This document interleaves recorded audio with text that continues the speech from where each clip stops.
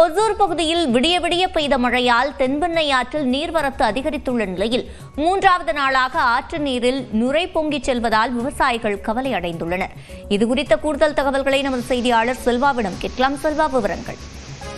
நிச்சயமாக சிவரஞ்சனி, பெங்களூர், கர்நாடகா உள்ளிட்ட பகுதிகளில் கடந்த 2 நாட்களாக மழை பெய்து வருகிறது.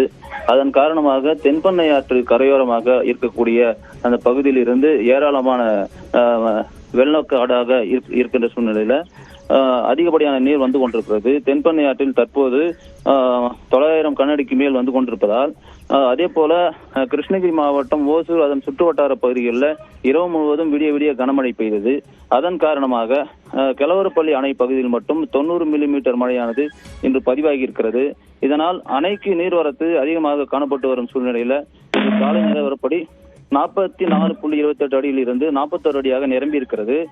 நீர்வரத்து நேற்றைய அளவை விட அதிகமாக இருப்பதால் 900 கனஅடி வந்து கொண்டிருக்கிறது. ஆகவே 5 மதகுகளில் 794 கனஅடி வெளியேற்றப்பட்டு வருகிறது. இதன் காரணமாக கடந்த 2 நாட்களாக வந்த நுரை அதற்கும் அதிகமாக இன்று அதிகமாக நுரைகள் வந்து கொண்டிருக்கிறது. இதனால் விவசாயிகள் கவலை அடைந்திருக்கிறார்கள். ஆகவே உரிய நடவடிக்கை எடுத்து இந்த நுரை வருவதை கட்டுப்படுத்த வேண்டும் என்று விவசாயிகள் கோரிக்கை விடுத்திருக்கிறார்கள்.